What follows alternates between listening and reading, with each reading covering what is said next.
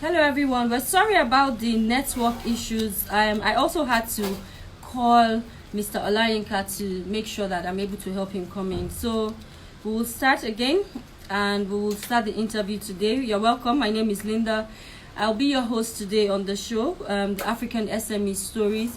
And the idea of the show is for us to propagate hope and to encourage SMEs out there going through one challenge or the other that they can. So Mr. Ayotunde, I've seen you, so send a request to join this video or accept my request so that we can start. I will take your profile again and then so just send me a request to be in the interview. You only just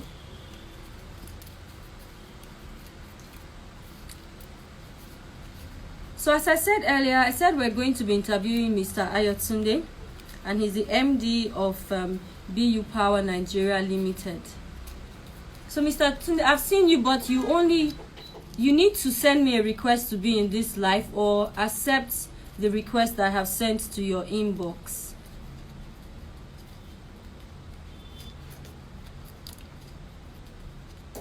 You can join again and send me a request to be in this live video or accept the one I have sent to your inbox.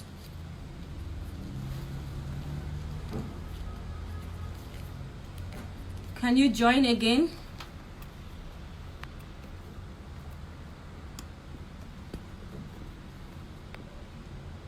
I'm just trying to send him an invite again. So I've sent you an invite, or you can just request to be in this live interview.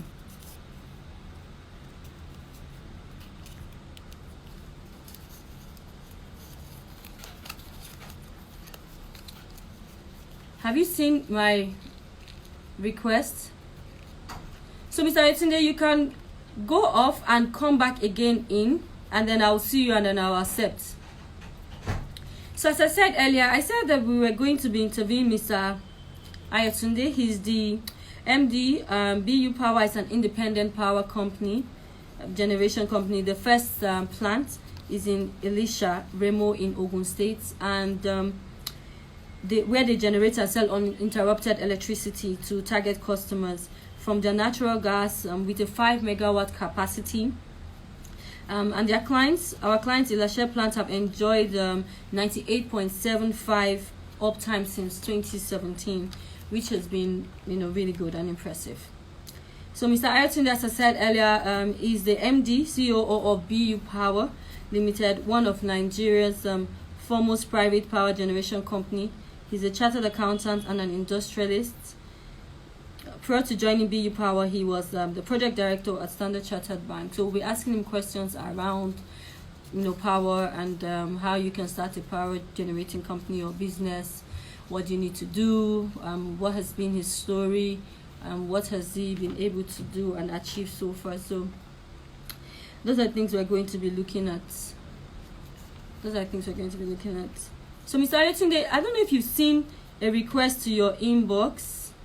We sent a request to your inbox, and you can also sign out and sign in again.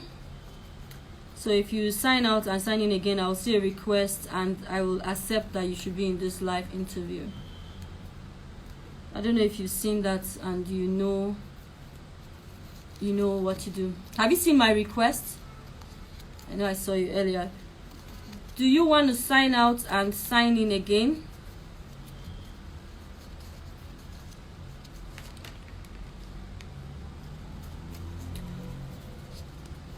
Mr. Ayotunde, can you see my request?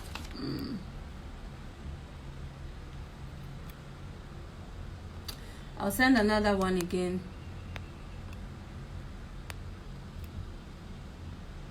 Just see if you can accept you.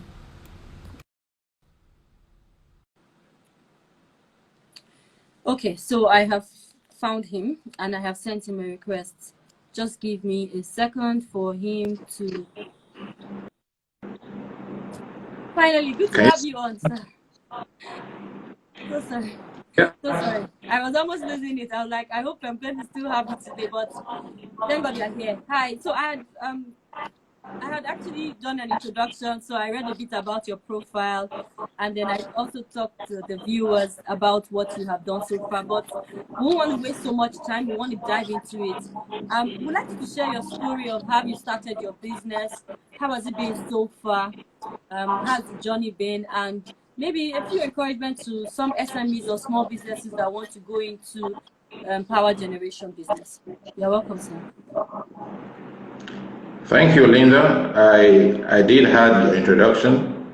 Very happy to go over that cliff of connecting. Don't worry, we're bridging the digital age together. And I'm happy to be here. Thank you. Yeah, thanks, Amelia. If your question is, how did we get here? Yes, sir. I think we got here simply because we think there's a need, and then we think we have a capacity to meet that need. And I think that's a story of every successful business, or fairly successful business, and that's a story of every SME. We're not any different. We're in an environment where we think electricity is a challenge, where we think people need to have access to power, and then we chose to play that market. So would you say the journey has been very easy so far, or has been quite challenging? Interesting. Everybody seems to tell a beautiful story after 5 years or after 2 years of doing any business. But honestly, yeah, I think it's been the same story that you have in your business. It's been challenging, and it is still challenging every day. But that's the excitement of doing the business. That's the excitement of being an SME. One beautiful day, one bad day, maybe 2 beautiful days, another bad day. But cumulatively, it's been a good story. Cool. So I have a few questions that I have written down, prepared for you. And the first question for me is, as a chartered accountant, I'm wondering why you decided to go into the power sector. One would have thought that you'd have opened a consulting firm, something in that line. But for a chartered accountant to move into power, why that choice or line of business? Okay, Linda, you actually just reminded me that I'm a chartered accountant. I almost forgot that I am. And I've had to answer this question every time I have an audience like yours. But my honest response is, I don't know what your background is, Linda, but I won't be surprised if you didn't go to school to study journalism, or you didn't go to school to study mass communication, but here you are.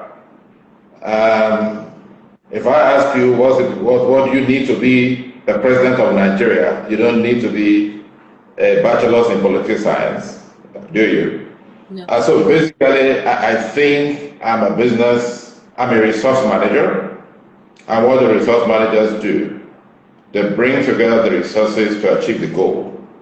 I'm not here as a chartered accountant, and honestly, if you model up your books, and you call me to come and fix them for you, you're going to run into trouble because I'm not sure my accounting skills are still that sharp.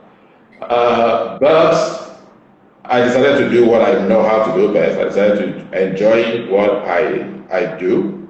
I went to school, to be a college graduate, so that I can give myself a basic education. But truly, I'm more of an artist. I draw, I create. I can interpret what electrical engineers call single line drawings.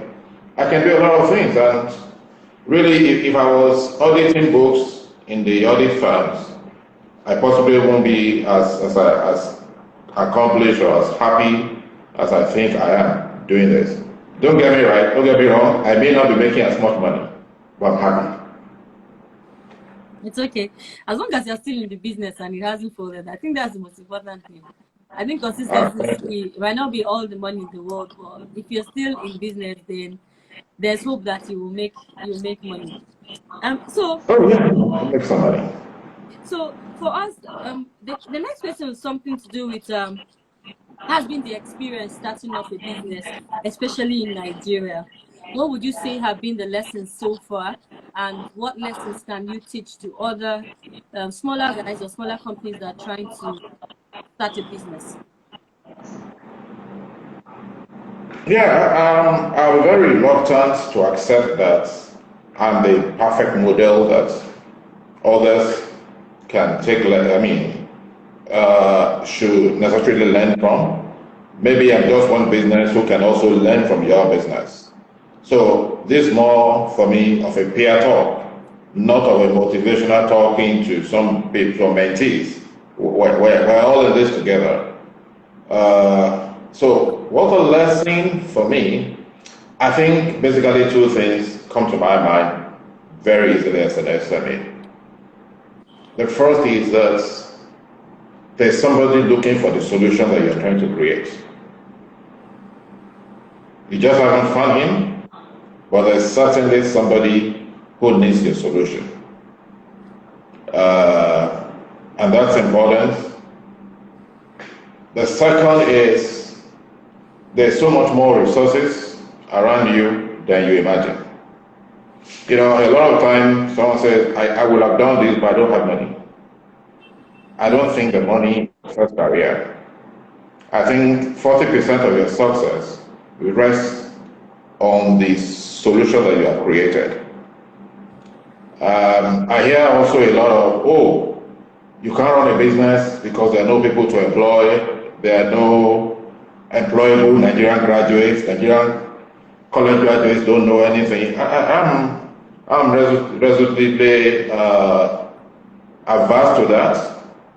Every day I see young people around the ages 25, 30, maybe early 30s, and they are extremely very resourceful people. So I realized that the things that I wanted to do, the things I tried to do, the things I've dreamed about, when I bring it to the table and I think I have a great idea and I'm showing it maybe on the whiteboard on the screen, they have other ideas. And more often than not, they have better ideas. So if I would just, express myself, be the boss, shut the way, and let them express themselves, we always come up with a bigger, better solution. So I think that's one of the things driving our business. I also realize, and this is not very common to SMEs, I also realize that there's a lot of sense in partnership. There's a lot of sense in partnership because certain things just stress you out. I have a partner. If I find you, Linda, great enough to fill the void, maybe you be a third partner. There's really nothing wrong with expanding your business. It's a sanity. You can make your 1 + 2 to equal 3 because the things that freak you out may be the things that your partner actually knows how to do best. It doesn't mean we got it all, but I think for me, those are the few things that are a bit different from the way we run our business and the way you run your corner shop in your house. So that helps. A lot of SMEs always think that they need all the money in the world to start the business.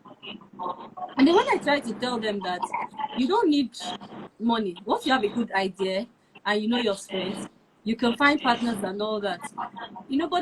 But they always feel like if you don't have money, you can't start a business. And you just mentioned that point again of that there are so many other resources that are needed apart from money. Which is really key for SMEs to understand. I was reading a book a few days ago about how to start a business without money by Rachel. It was really interesting. And you've actually buttressed on almost all the points. You need ideas, you need partners, and then you can also see that the partners can also bring funds with you, which is something that can make the business work. I would like to ask that coping mechanism during this pandemic, how has it been for you managing finances, raw materials, and workforce? Knowing fully well that most times, most of people are working from home. How have you been managing it to make sure that, the business is still running? Well, that's interesting. I'm working from home right now, but we are not working from home. That's not a collective statement. We run a plant. We are an essential service. Yeah, I mean, I'll answer your question. You said finances, raw materials, and workforce. I will answer it in the reverse. The first is the workforce. And like I did mention to you earlier, at BUPower, we invest heavily in equipment, very, very heavily in equipment. We invest we invest heavily also in raw materials, but we invest most in human resources. Your machines will always be your machines. If you buy a good machine, you'll be a good machine. It has predictable outcome. Your raw materials, fairly well predictable, but your human resources are absolutely unpredictable. If you pick the wrong one, both your machine and your raw material is gone down the line. So when you ask me how do I cope with finance, how do I cope with physical resources, and how do I cope with human resources, I will spend 50% of my time dealing with human resources. So in the COVID period, yeah, we can work from home, we can hold our meetings, we can have our strategy sessions. Yes, we're doing great on that. But we have a split of personnel. There are some personnel that actually have to work on the plant. And these are key personnel to us. Otherwise, all our rhetoric ends in the boardroom. We keep them in very high esteem since COVID. All our field staffs have been on a standard hazard allowance. Yeah, your cost goes up definitely. You see, the COVID is a pandemonium. It's a temporary setback. It's not the time you want to hit your 5% profit margin or 6% profit margin. If it does break even, that's fine. If you take a little loss, that's still okay. So at this time, you got to. I think we've dealt with personal issues very easily. We've raised the cost of keeping our personnel. We've had to put them in accommodations that allow them to maintain social distance and allow them to avoid one another. So if Linda and Ayo are working together Monday to Friday, while ordinarily we will have changed shift and you join another group, since COVID, Linda and Ayo have to work together until the end of COVID, so that none of them can transmit to the other person. So I think basically the normal precautions that you will take within the family, we've taken a good start. I think with raw materials, yes, we've got a big problem with that because these are international items. Your spares are international. You can bring them in. If you need to bring them in an emergency right now, you can't even ship them. You're paying so heavily to get them in. You're not buying dollars at 430. I'm sure somebody will say, if you have 430, give me. Sometimes you're doing it as high as 450. Then you're buying them in bits and pieces. Yeah, that challenge is there, but that's the challenge of business. But what have we done? We have also been proactive, and that means that we have stocked up these consumables way back in January. Luckily, we are still in May, and we're doing good. If this extends till August, can we continue to be this confident? Maybe no. But it's just the story of the time guidance. If you're running an SME, you've got to sit down every day and plan for the future. We never planned for COVID, but honestly, we plan to be able to stock raw materials, to be able to store consumables over a period, and that's why we're still in business. And we're hoping that before we get that, we exhaust that stock, this crisis will be over. I think with finance, It's the same problem we all have. We always want more money. But it's easier as an SME to take more money when you have succeeded with the first money that you have. At this stage, yes, we can take a little more money, but we won't take money that we can't spend. The challenge with money actually has been when the cost is higher than the benefit it can give you. The simple rule of the thumb is don't take it. I agree. Don't take it. Coming to funds and financing and loans and all that, a lot of SMEs face a lot of challenge with financing. So I've actually seen that some SMEs borrow this money and they are not even sure of what they want to do with the funds. What would you advise or recommend that, like, checks before you borrow money to expand your business? What do you think they should look out for? Well, Linda, if you can't sell your house, if you're going to sell your house and put the money in that business, then don't go and borrow to do that business. I'm not saying sell your house. But if you can't put your own life savings into it, then don't go and put other people's money into it because it's going to haunt you. A lot of times, what goes wrong with us, and like I said to you, I won't tell you that I'm the shiny example. I'm just one of the many people trying out there. The truth about it is, what goes wrong a lot of the time is, it's not that the idea wasn't good. It's just that the planning, we can see it through. A lot of people do the business that we do. They are great engineers. They know how to connect the cables together. They know how to put the transformers in place.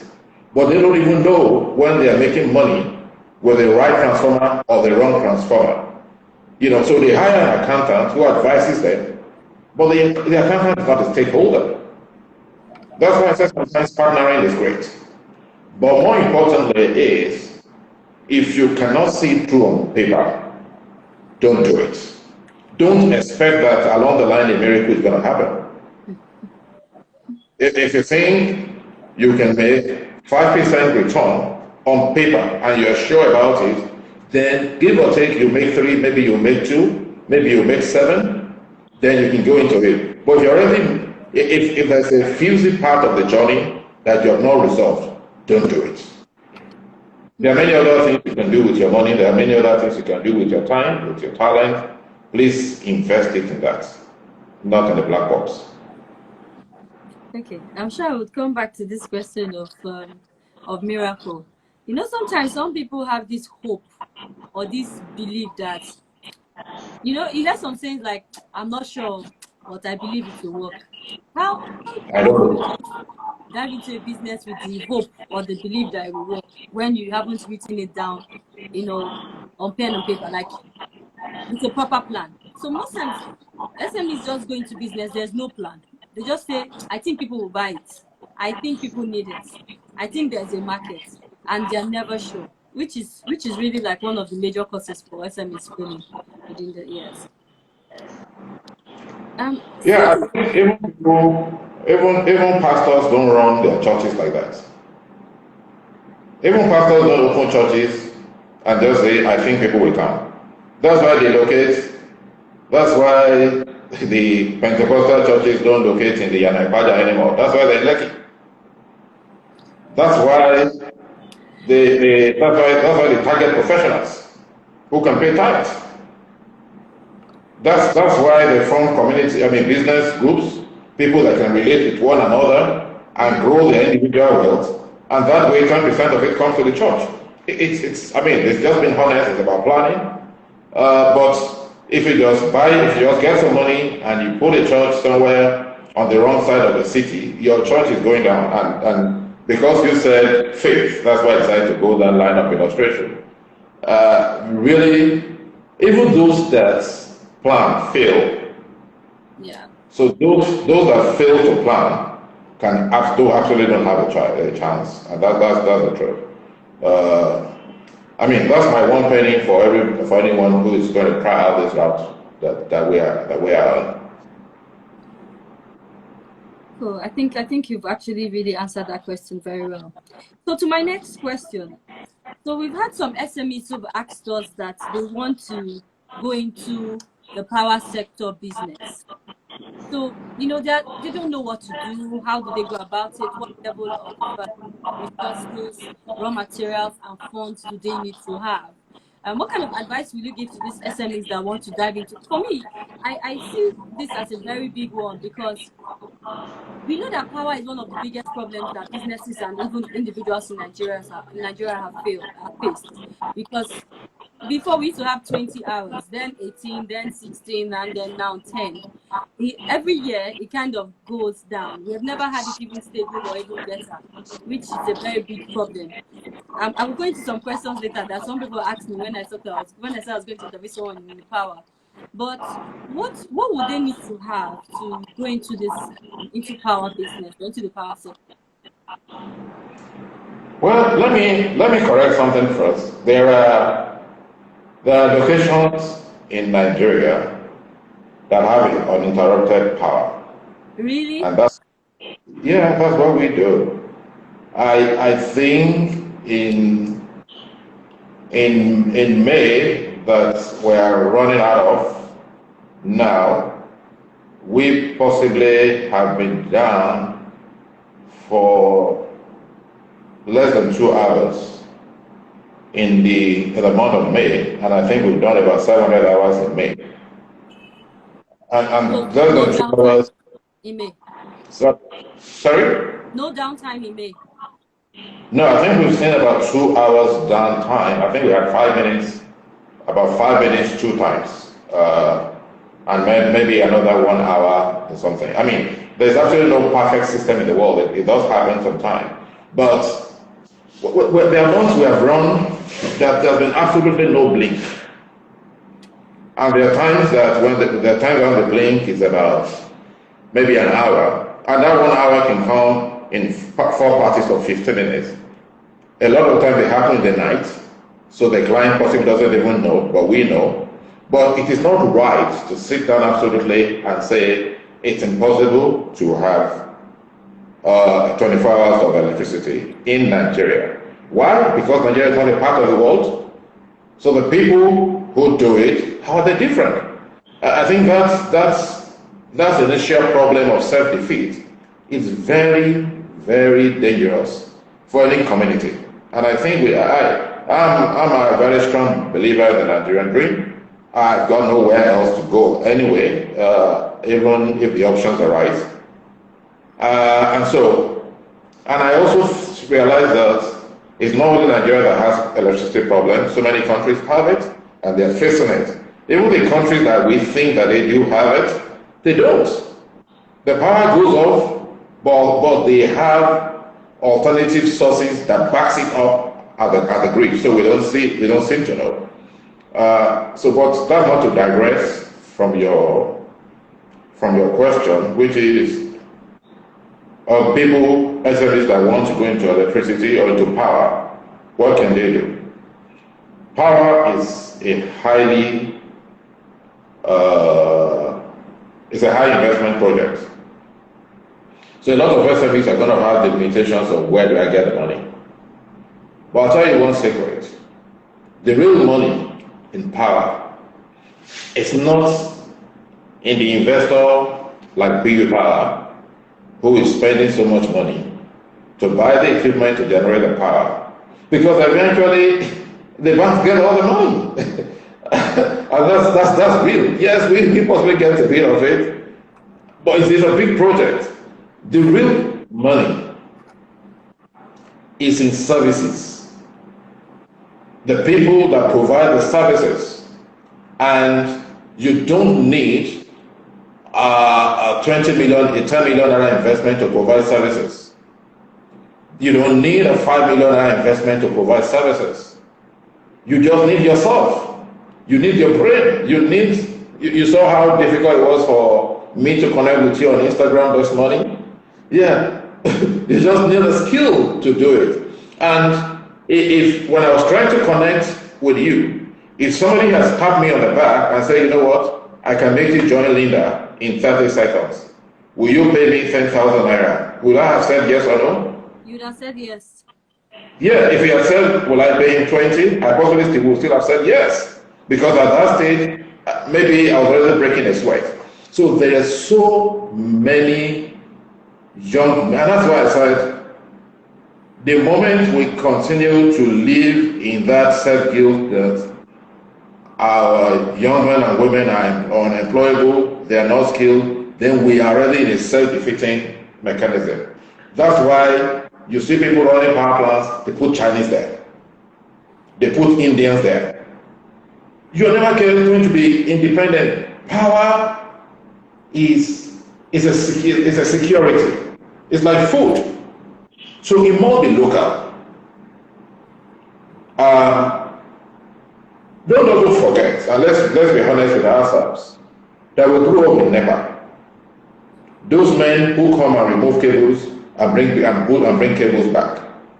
So the young man and woman who went to the university to study electrical engineering didn't deal with the soft issues, the automations, the improvements.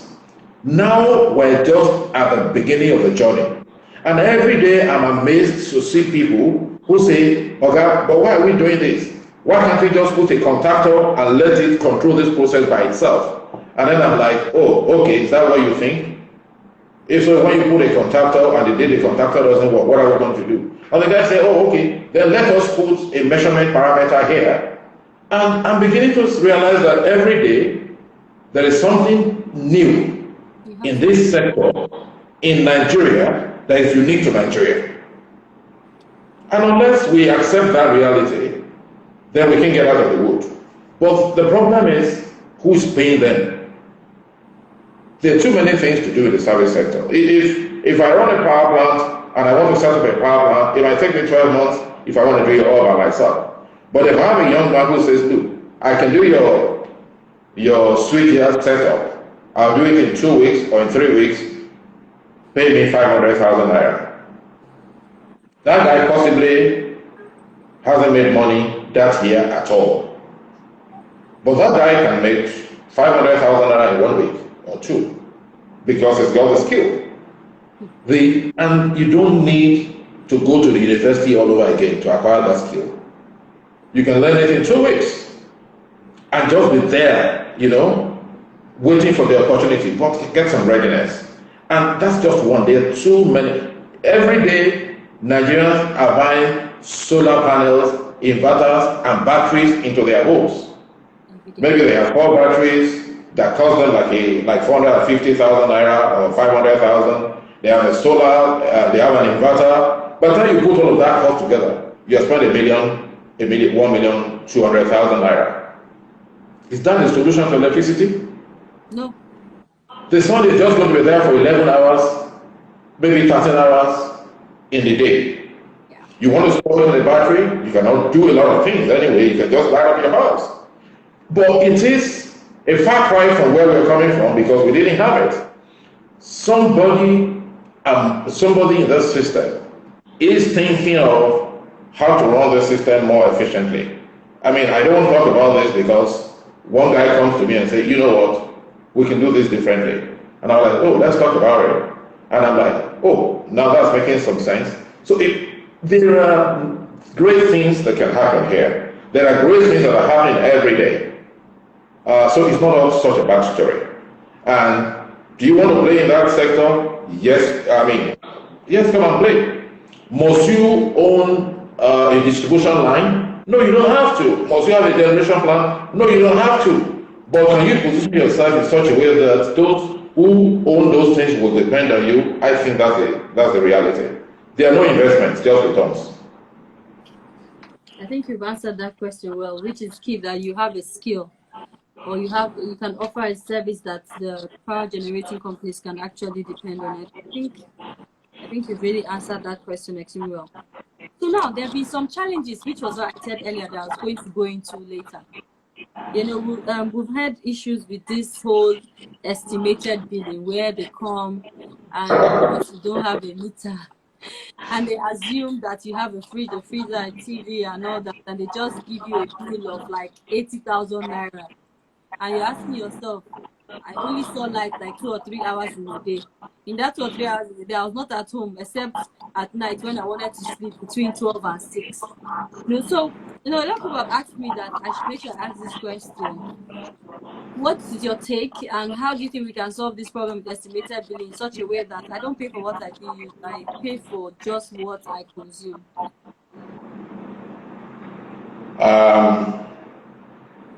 Interesting question, Linda. If you're, and I want to take this a bit more holistically.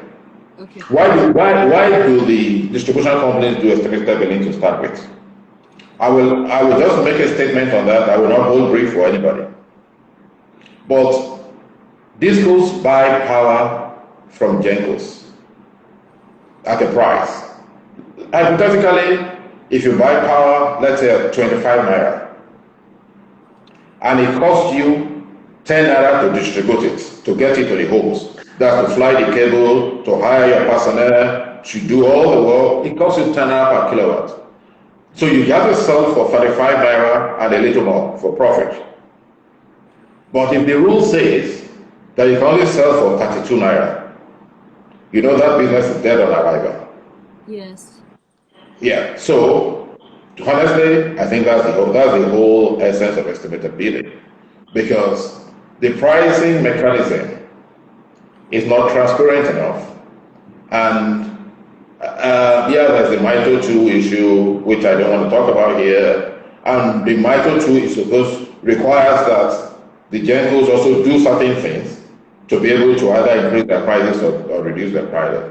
So because the pricing doesn't seem to be covering their cost, they don't want to meterize you. So they rather look at it and say, 100 of you live in this place, from our own records, you have consumed 1,000 kilowatts over the last 1 month. Each of you should pay for 10 kilowatts. Well, I mean, maybe it's not a fair, absolutely it's illegal, but, and really, there's no way, that's not sustainable. That has to go sometime. If it goes, the business of the discos may go. But that has to be corrected. But before I leave that, let me share a thought with you. You asked me, what can SMEs who want to play in this sector do? One of the things SMEs do most is complain. That's not their work. You are here, you're asking me the same question. Now, can you correct that problem? Yes, you can. One of the things SMEs can do as an SME, even if I'm an accountant, you just say, why do I find myself here? That's fine. What if you're a lawyer and as an SME or as a firm, you decide that, look, I actually want to specialize in power and electricity issues. And then you begin to drive transparency and equality within that system. You will have made an impact, and I guess you will have made some money. Now, there's a simpler one, which is engineering.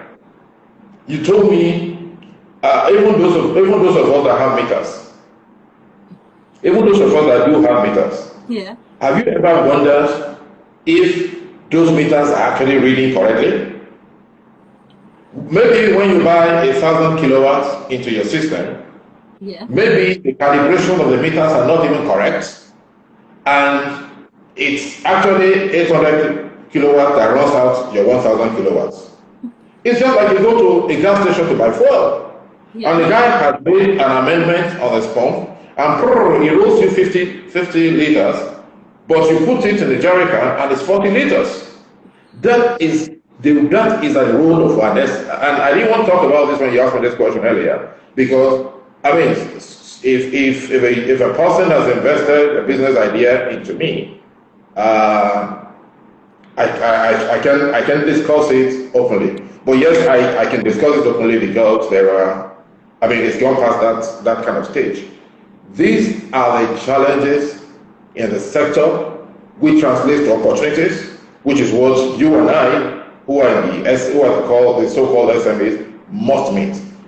One of the things we try to do is complain. Complain is never a solution. At all. After you have complained, come up with a solution. If you can't do it by yourself, get into a network of solution finders and solve that one problem. Today we are talking about meter billing. It's abating. The discos are under pressure. They are beginning to put meters in place. Are you with me? Yes. Because this pressure has been on for some time. If the pressure was not on, the meters won't come. Yeah, the person who is asking, what do I think? Of course, it's archaic, it's not right, it's illegal, but it's changing. Government is beginning to threaten to prosecute the discos. So that's going to go. But you'll be shocked. You may be shocked, and I'm not selling a spoiled apple. What if the next challenge that we're going to be facing is wrongly calibrated meters? Oh, that would be a bigger problem. Yeah, but then that is what translates into an opportunity for the next person.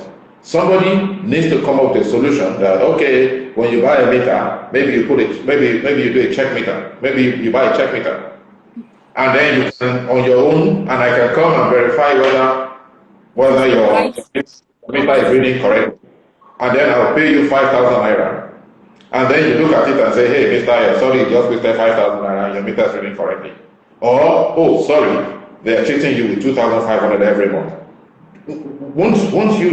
Won't you buy that if somebody sells it to you? I will buy. Oh, okay. So maybe that's my next business. You've just given us some business ideas, though. We'll look into that and see how we can also try that out. Okay, so I'm almost rounding up. Thank you. My last two questions, I'll make them together. So do you think the government alone can provide stable power supply, which I was talking about earlier, about 24 hours? And Absolutely no. You don't even need to wait for me to answer that. Absolutely no. We've always used generators. That's not government supply, but that's electricity. I agree. Just ask yourself, if we remove all the Agata Park, my neighbor that's in this country, all the mechanical generators and all the generators around, and we rely on the grid, that's what you're asking for? Absolutely no. What people like us do is we inject what we consider significant power into the system, and once our clients buy that, they're using that electricity. What happens? What they will have bought from government becomes available for you, becomes available for your neighbors. So if there are pockets of such, let's say each of them is generating 20 megawatts, and there are 10 of them, that's 100 megawatts of electricity made free and available for the grid. Because the people who buy from us don't need the grid anymore.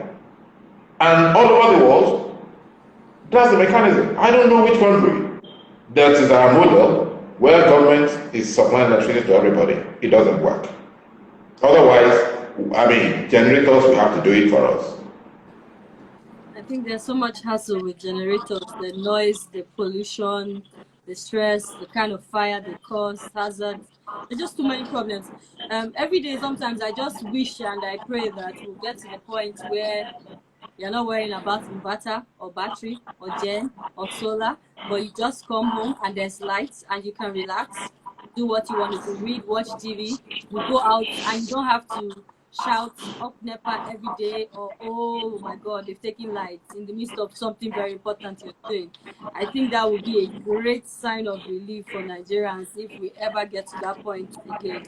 But on the final note, I think if you give your recommendations, and maybe any other, ideas that you think you have to the government or what you want to advise people, and we might almost call it a day. Okay, Linda, that Eldorado you just painted is not so far away. Really? Yeah. I've been praying, though. No, but there are communities already in Nigeria that are already in that situation. Our clients don't shout up NEPA. Our clients don't shout up. University too. That was impressive. Yeah, if you go to Babcock University, I'm not sure they know what up NEPA is actually. Yeah.